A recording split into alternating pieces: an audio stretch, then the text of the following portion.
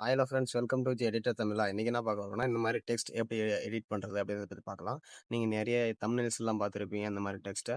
இது வந்து நம்ம எப்படி நம்ம மொபைல்லே ஃப்ரீயாக எப்படி பண்ணுறது அப்படின்றத பற்றி பார்க்கலாம். வாங்க வீடியோக்குள்ளார போகலாம். ஃபர்ஸ்ட் குரோம் ப்ரௌசர் ஓப்பன் பண்ணிக்கோங்க. ஓப்பன் பண்ணிட்டு சர்ச் பாக்ஸில் டெக்ஸ்ட் ஸ்டுடியோ அப்படின்னு சொல்லிட்டு சர்ச் பண்ணிக்கோங்க.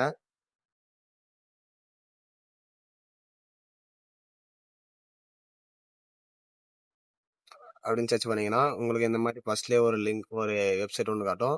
இதை கிளிக் பண்ணிக்கோங்க. கிளிக் பண்ணிட்டு இதில் பார்த்தீங்கன்னா உங்களுக்கு நிறையா டெக்ஸ்ட்லாம் இருக்கும். நீங்கள் உங்களுக்கு எந்த இமேஜ் வேணுமோ அதை செலக்ட் பண்ணிக்கோங்க. செலக்ட் பண்ணிட்டு இங்கே பார்த்தீங்கன்னா உங்களுக்கு டெக்ஸ்ட் இருக்கும். இந்த பாக்ஸை கிளிக் பண்ணிங்கன்னா உங்களுடைய ரிமூவ் பண்ணிவிட்டு உங்களுக்கு தேவையான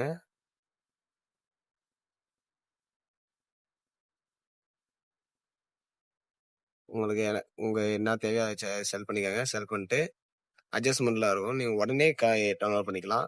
இதில் வந்து பார்த்தீங்கன்னா பேக்ரவுண்டில் சேஞ்ச் பண்ணிக்கலாம். உங்களுக்கு என்ன பேக்ரவுண்ட் வேணுமோ அந்த பேக்ரவுண்டை வந்து பின்னாடி சேஞ்ச் பண்ணிக்கலாம். பிஎன்ஜி இமேஜை கொடுத்து நீங்கள் டவுன்லோட் பண்ணிக்கோங்க.